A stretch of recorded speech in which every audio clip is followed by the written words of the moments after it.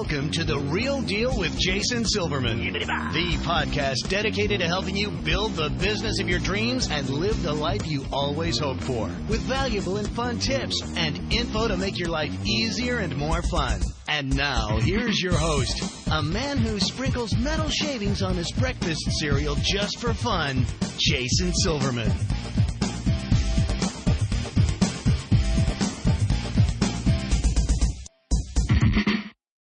Hello, everybody, and welcome to The Real Deal with Jason Silverman. I'm your host, Jason Silverman, and I'm thrilled to share some time with you once again today. As you know, I'm always on the hunt for interesting as well as super smart real deal guests, and I got to tell you, today's show is an absolute grand slam. I want to introduce my listeners to somebody who's truly been there and done that, and I'm excited to pick his brain for your benefit today. And as most of you know, I'm really picking his brain for my benefit as well. Now, for the folks who I work with any of my coaching programs or through Powerful Words Character Development or All-Star Cheer Sites or the Jason's Army Mastermind Group, you know how much I focus on the importance of successful entrepreneurship, right? Well, the show is going to help us to do just that. So today it's going to be my honor and privilege to share an amazing resource with you. You're going to love today's guest. He's got a ton of valuable information about what I consider to be one of those keystones between mediocrity and actually achieving your success. So I want you to strap yourself in. Today's show is going to be a blast. As I'm sure you already know, I'm committed to helping business owners just like you to become more successful, enjoy your career more, and in general, make your life significantly more fun. Listen, folks, we only get one ride on this merry-go-round. Let's make sure it's one hell of a ride, shall we? Alrighty, it is now that time. I want you to stop surfing Facebook, put away your phone, your tablet, your dog, your cat, your spouse, your child, anything that might possibly distract you from today's show. You're about to get some great and immediately implementable information, and I don't want you to miss even a second of it. So before we officially get going, let me give you a little bit of background about our special guest expert today. Patrick J. McGinnis is a venture capitalist and private equity investor who's the author of the international bestseller, The 10% Entrepreneur, Live Your Startup Dream Without Quitting Your Day Job, which was published in 2016 by Penguin Portfolio. As a 10% or part-time entrepreneur, he's built a diverse and global portfolio of investments outside of his day job, including leading technology companies such as Ipsy and BlueSmart, as well as the London stage production of The Last King of Scotland. Patrick is credited by Boston Magazine with coining the term FOMO, or fear of missing out, a term made popular by millennials and digital junkies that was added to the Oxford Dictionary in 2013. A graduate of Harvard Business School and Georgetown University, Patrick lives in New York City. You can contact him over at Twitter at PJMCGINNIS. Patrick, welcome to The Real Deal. I'm thrilled to have you today. Thanks for having me. Well, the pleasure is mine. So listen, before we officially get started, for those who haven't had the opportunity of meeting you or hearing you speak or reading The 10% Entrepreneur yet, do me a favor. Take a second to share your story with my listeners. What are you passionate about? What makes you tick? Who is Patrick McGinnis? Oh, big question. But let me focus on the parts that would probably be more interesting for all the listeners. Otherwise, it could be turned into a psychoanalysis session. What I'm really focused on and what I want to share with everybody today is that it's important for all of us, no matter where we are in our careers, to think like owners. And so that experience and that mindset is something that I developed after working for many years in large companies and then seeing those companies over and over again fail or bad things happen. And I always felt like I was sort of along for the ride and didn't have any control over what was going on. And so what I decided to do was try to, outside of my day job, start different businesses where I could feel like an owner, where I felt like I had control and a say in what was happening, and where I could build something that would be my own no matter where I went with my day job. So that's really what I'm focused on doing. My book, The 10% Entrepreneur, is really for all those people out there who are maybe want to be entrepreneurs but aren't quite sure how to start or can't quit their day job. I'm trying to get everybody to think about building things they can own outside of their day job without having to throw away all the stability of their day job to do so. I love that because I know that so many of my listeners probably just perked their ears up and said, oh my gosh, that's me. That's me. Either they started their gym or their school or their studio while they were working for somebody else in some other capacity, whether it be in an office building, in a cubicle, at somebody else's school. everybody did that and then went off on their own, or many people have. So I'm excited to hear, that there's actually a system for this.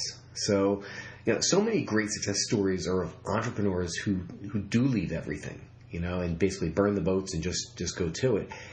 How did you have the idea for the 10% entrepreneur? So after my career on Wall Street was so affected by the financial crisis, I was working at a division of AIG, and I had nothing to do with any of the reasons why AIG blew up. My division had nothing to do with that, but it was a wake-up call to me because I'd always put a lot of faith in corporate America, and I thought I would do that forever. And after that happened, I thought to myself, okay, what am I going to do next? And I didn't want to jump into full-time entrepreneurship. First, I didn't have an idea that I felt passionate about or felt that I really wanted to pursue full-time. Second is I just didn't see myself as somebody who would necessarily be a full-time entrepreneur.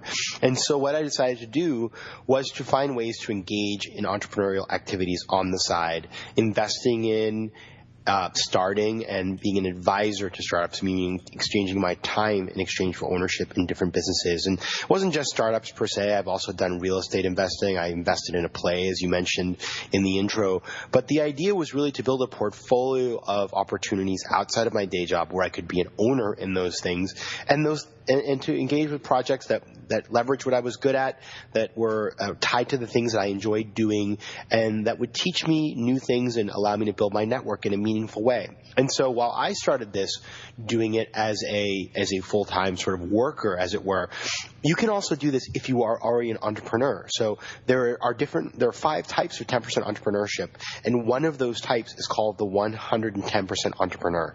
Because if you own your own business, one thing you do know is that it is a lot of hard work and there are lots of risks and you can fail. And so the idea is that you can also diversify, even if you're an entrepreneur, by engaging in other things and have a portfolio of other opportunities and ventures you're involved with on the side to make sure that you haven't just put all of your eggs in one basket. That makes so much sense. It really does. What would you say are the practical benefits of being, a 10% entrepreneur over, those who actually just take the plunge? Does it depend specifically on your circumstances? Or, if you were advising somebody on this, would it be the go-to way for anybody ready to make that transition? So there are a couple of reasons why I advise people to consider going part-time rather than going full-time. The first is the fact that when you go full-time, as many of you know who've done this, your pay is going to be a lot lower than it was. So you're really making a lifestyle choice. You're going to radically change the way you're living, at least for some period of time. And for lots of people, that's just not doable or attractive. Number two, you get a lot of the upside that you would like to have as an entrepreneur without having to sort of give up on your day job. So you kind of get the best of both worlds there. The next is the fact that a lot of people realize that being a full-time entrepreneur is a really hard lifestyle. So yes, you're not getting paid as much, but also you work tremendous hours. It's very stressful. The rates of divorce and depression are higher among entrepreneurs. It's not a happy thing to talk about, but it's true. Then there's 2 more things. The first of which is the fact that when you are a part-time entrepreneur, you can try lots of ideas. And it may be that you're meant to be a full-time entrepreneur someday, but you haven't found the right sort of opportunity yet. And the reality is 80% of entrepreneurs find the thing they're going to do in a previous job. So you just may not have gotten to that point in your life where you know what it is you really want to jump into. And the final one is all about mitigating the risk of being a full-time entrepreneur, because there are stats out of the University of Wisconsin, it's a great study about part-time entrepreneurs, that show that people who start a business part-time and work out the kinks before they jump in full-time are 50% more successful than people who jump in full-time. Because if you do something on the side before going in full-time, you have worked out a lot of the issues, you have taken a lot of the risk out of the model before you jump in. And the thing is, once you jump in, you have a limited amount of time to make things work, right? You either are living off savings or you've raised some capital. But you can't just sort of experiment forever. You have to actually get to a point where the business starts to scale. If you can put a good part of that into your life while you're still working and fund it that way, you really increase your chances for a success. I love that answer, actually. That makes a whole lot of sense as well. So, we started with the fact that you yourself are a 10% entrepreneur. So Would you mind, share some of the projects that you're involved in? Like, I'd love for people to see, what the diversity. It's not just doing 10 of the same thing. Absolutely. And I'll give you some ideas of people that are in the book as well, because everybody's very different, and your skills will be different than mine, and mine will be different than yours. So my story is just one person's story, but in the book I actually interviewed dozens of people all over the world working in tons of different industries. So what was really critical to me is I didn't want people to feel like, well, I don't have a Harvard MBA, I can never do this, because the reality is all of us can do this. I have examples in the book of a person who is a car dealer in Long Island. I have a person who works in fashion. I have a person who was making reality TV shows. I have in my blog on my website, I have a story about a teacher who started a basketball school on the side. I have a story about an executive assistant at a company who started a candle company on the side. So there's lots of different things you can do. My personal engagement has really been around the things that I've done in the past, right? Because you want to engage with opportunities that most clearly map to your skills and your passions. And so in the past, I've done a lot of work internationally. My whole career has been in working with fast-growing companies and startups all over the world. And so I've worked with startups in my 10% that are in places like Argentina and Colombia. I invested in a luggage company that came out of Argentina, in the largest platform for voiceover talent artists out of Colombia. And then I've also invested in a company called Ipsy, which was started by a good friend of mine, which is in the cosmetic space. And I've also done this play in London, which came through my book agent. And I've done a bunch of real estate, which was in conjunction with my best friend, who is a very talented real estate investor. So he had these opportunities, and I was seeing opportunities, and we partnered together, and he taught me the business as we went along. That's fabulous. So do you find that, well, and I mean, here's a question that I got to believe is reverberating around in somebody's head. When do you find the time to do it all? So it actually doesn't take as much time as you would think. So there are, as I mentioned, there's 5 types of 10% entrepreneurs. The first 2 are the angel and the advisor. Those are people who either invest their capital or their time in exchange for ownership in a company. And that actually can be as little as an hour a month. So, you'll find an opportunity and you've got to figure out if it makes sense for you. And that's why it's important to do things that are within your sort of sphere of knowledge. But once you actually make the investment, you don't have to spend a ton of time managing it, because you've got partners to do that for you. Same with the advisor. I spend usually about an hour a month with the companies I work with. With a founder, where you're starting and running it, that requires more time. And so if you are working full-time, it's really helpful to have a business partner who's either also doing it part-time or maybe could do it full-time. Those are the kinds of things that really make a difference. But when you think about making time, it's always easy to say you don't have time to do something. The reality is, if you want to do this, you have to sit down, and I have exercises in the book that show this, but you have to sit down and say, what are my priorities? What can I cut out? What is important to me? And then how can I find projects that are really closely aligned with the rest of my life? So, if you are working with people that are your friends or that you're family members, and you're doing something that you're passionate about, it doesn't feel like work. It just feels like another kind of great thing that you're doing in your life. This is exciting, because I feel like you're now giving somebody the opportunity to branch out and not be stuck worried that, oh, well, gosh, I'm doing this thing and it isn't working, and if this goes bump, I'm basically moving back into my parents' basement. So that sounds great.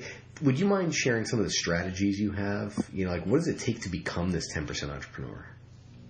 So the real key to doing this, like anything in life, is getting organized.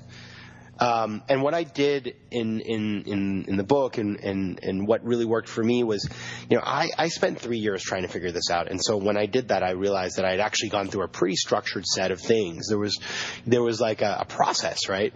And the first part of the process was figuring out my resources. What time, money did I have to invest? What were my skills? What did I have for intellectual capital to invest?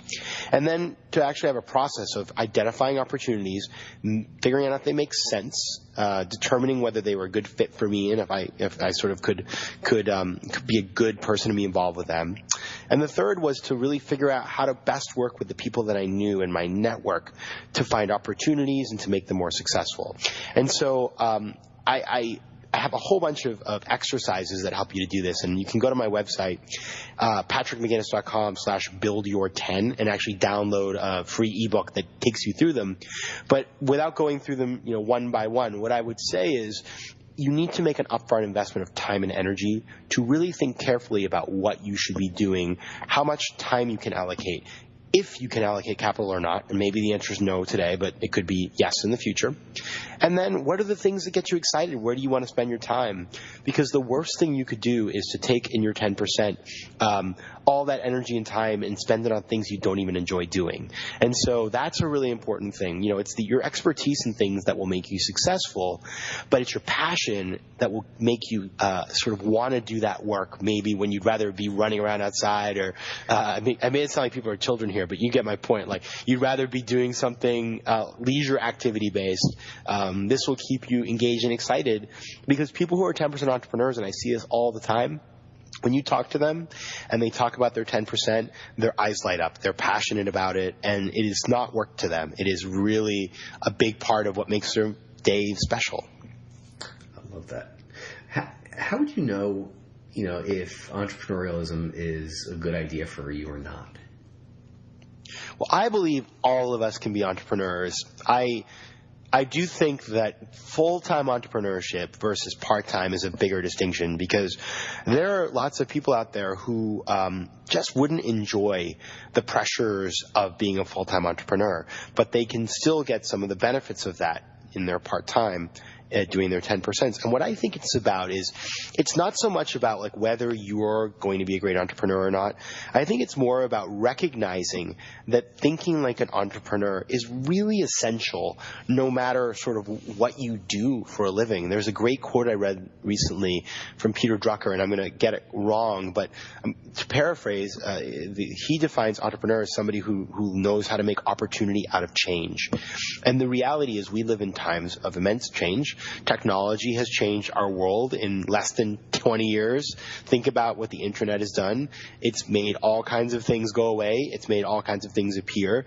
And we need to learn how to deal with that kind of change and thrive within that change. And the best way to do that is by learning to think like an entrepreneur. And the best way to do that in a very low risk way is by engaging in 10% entrepreneurship. So do you feel like this concept work for that this concept's going to work for every kind of business venture and for people in any kind of job, or do you feel like I guess I'm kind of trying to look for like what the right avatar is, for a specific business, like who should be doing what. Yeah, okay, let me tell you what doesn't work in my opinion, and maybe I'll be proven wrong someday, but I think things that are difficult to win at are, number one, if your job if you have a job contract that forbids you for doing something, then you should not be doing it, right? Because you must respect your day job. Your day job allows you to do these things. That's one. Two is, if you're looking to do something that requires a tremendous amount of capital or time, and you don't have one of those things, it's a bad fit for you. But outside of that, I think you can really engage in different ways. Like, let me give you a couple examples. Have a great story about a woman named Polly Patwa, who was working in a company where she designed kind of like housewares, like bedspreads and tablecloths, things like that. And they would sell them at TJ Maxx and places like that. And she had a small child, and she's from India originally, and her mom gave her some Indian baby clothes. And everybody in the neighborhood thought they were really kind of cute. So she said, well, that's kind of interesting. Why don't I design some for him? She did that. She spent $5,000 putting together an initial sort of collection and then going to some trade shows. She sold out at that first trade show, and that began her business. Her business is now a business that employs 6 people. It took her 5 years to get to the point where she left and did it full time. But that's a business that anybody could do. Yes, there is some design skill in there, but the reality is these are pretty simple projects, right? She has a great design aesthetic, but she's brought it in. On the other side, one of the businesses that is very, very friendly and has a lot of part-time entrepreneurship is the brewery business. You can start a microbrewery out of your basement. And there's this great story that I used in the book about, there's a company called Monday Night Brewing in Atlanta, Georgia, which everybody I asked from Atlanta seems to know who they are now. And these guys were 3 buddies who worked in different corporate jobs, and they would get together every Friday morning for Bible study at 6 a.m. And they became sort of a social group, and they started brewing beer for fun on Monday nights. And they started inviting people, and pretty soon they had 50, 60, 70 people coming on Monday nights to drink their beer. One of the guys ended up leaving and doing this full-time. The other two stayed employed. Then eventually two moved on to full-time.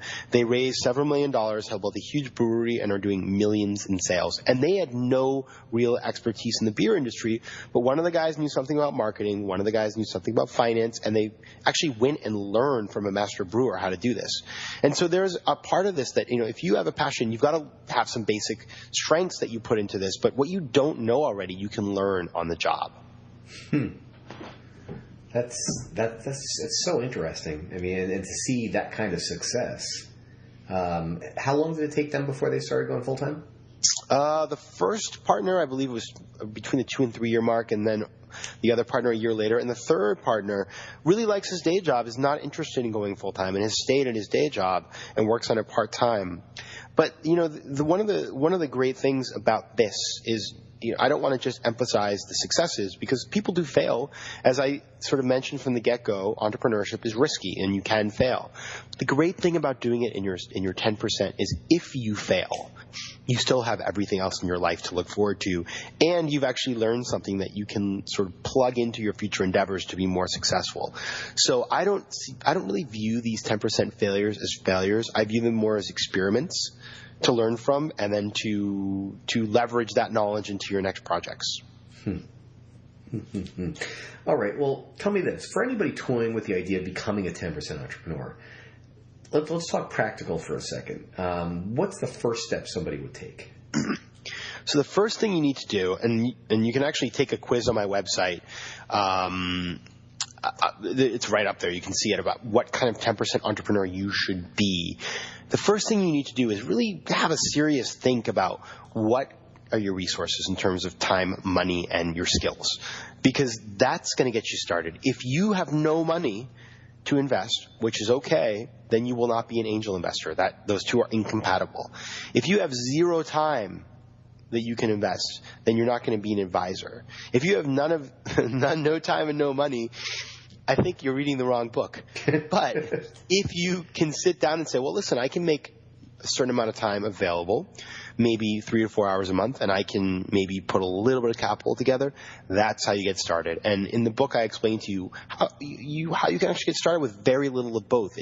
Actually, the barriers to entry are much lower than you may think. You can invest as little as a couple $1,000s into something. It's not that you have to be a millionaire to get involved with something. And I think that is really a fundamental point that I want to drive home here. It's not just about ownership. It's about the fact that sometimes we think that entrepreneurship is just about billionaires in Silicon Valley, and there are certainly plenty of that. But I'm trying to democratize entrepreneurship. This is something that all of us can do, all of us should be doing, because we live in a stable, unstable, and volatile world, and we can engage with this as we want, customizing it to our lives. That point of everything I just wrote down, the fact that the barrier to entry is so low. I don't know how many people realize that they could buy into something, again, with time or with a little bit of money versus I don't have an extra $300,000 to kick in today. That's right. That's right. That's really helpful. That's super helpful. I mean, do you feel like there are things out there where somebody can get themselves started for, $4 or $5 grand, $10 grand, and end their time and expertise? Most definitely. If you want to engage in other people's businesses, you can either start with zero. Like, I invested my time in a company. My shares are worth $250,000. I spend 1 hour a month on it. I mean, that's a great outcome for me. But those kinds of things happen all the time. And I've had investments in companies that have done well that are far less than $10,000, in the $5,000 range. I've done much more than that, but it just depends on the particular opportunity. And the other thing is, say you want to start something and run it yourself. You can get a business up and running online. You can build a website, put yourself sort of into business by creating all of the legal structures you need. Get your Facebook ad account up and running. Get your Twitter account, your Instagram, all those things for hundreds of dollars, not thousands of dollars, not tens of thousands of dollars. And doing that 10 years ago would have cost you tens, if not hundreds of thousands of dollars. And so that's the big change that makes all of this possible. The fact that there are all these tools out there that let any of us start a business for basically nothing. Folks, you heard it here. This is the real deal here.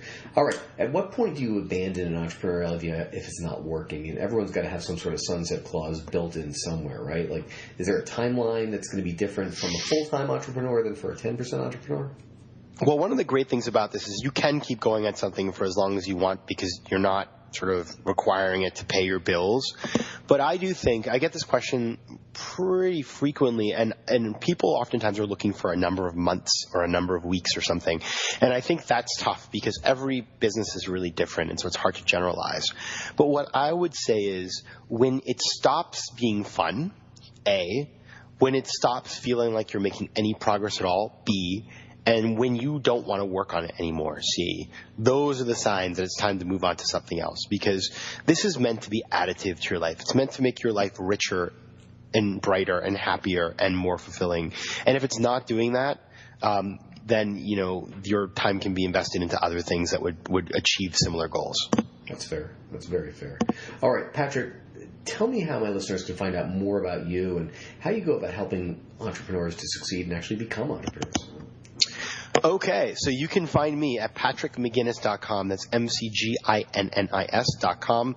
There you can take a quiz, as I mentioned, to figure out what kind of 10% entrepreneur you should be. You can download a free chapter of my book. You can link to Amazon and pick up the book, or you can wander into your Barnes & Noble or any other friendly bookstore and pick up a copy.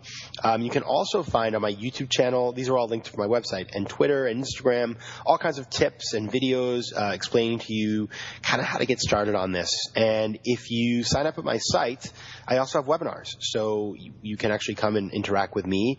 And if you have a question, just find me at Twitter at pjmcginnis.com. Tweet me your question and I will answer it. It doesn't get any better than that, folks. Remember, patrickmcginnis.com. If you're listening to this straight off of the show notes, you can click right through. Folks, when you have the opportunity to stand on somebody else's shoulders who's been there and done that for the price of a book, go do that. Go grab that book right now and start implementing. And then head on over to his website and learn more, because clearly Patrick is just an absolute wealth of knowledge. So you got to grab that. You got to get going. So, Patrick, one question I always like to end my podcast with is, if you could give business owners just one solid piece of advice to either help their business or, more importantly, help them to live a better, more balanced life, what would that piece of advice be? I would say I'm always surprised at how really talented people do a business that has very little relation to what they're good at and what they enjoy doing. So I would say before you go out and build a business, think carefully about how it corresponds to your skills and what you like doing. Because the worst place you can be, this is like the nightmare, is to be building a business that's rapidly growing, but that you don't actually enjoy running. A success you hate. Absolutely. Yes. Oh, great advice. Patrick, thank you so much for joining me today. I mean, I know how busy your schedule is. It means the world to me that you share some of your time and some of your wisdom with us. These have been fabulous tips. Thank you so much for your time, everybody. Good luck with your 10%. I look forward to hearing more. Fabulous. Folks, that's all the time we've got today. Thanks so much for tuning into The Real Deal with Jason Silverman. For more info about private coaching or see if you'd benefit from one of my mastermind groups, visit me over at www.jasonmsilverman.com. I look forward to helping you achieve the success that you truly deserve. Until next time, let me leave you with this. Get out there and be the real deal. Set a goal, make a plan, work like hell towards it, and achieve the success that's waiting for you. Now's the time. Get out there and make it happen. This has been Jason Silverman, and I hope you have a spectacular week. You've been listening to The Real Deal with Jason Silverman. To access the great resources mentioned in the show and for information on coaching and mastermind group opportunities with Jason, please visit jasonmsilverman.com.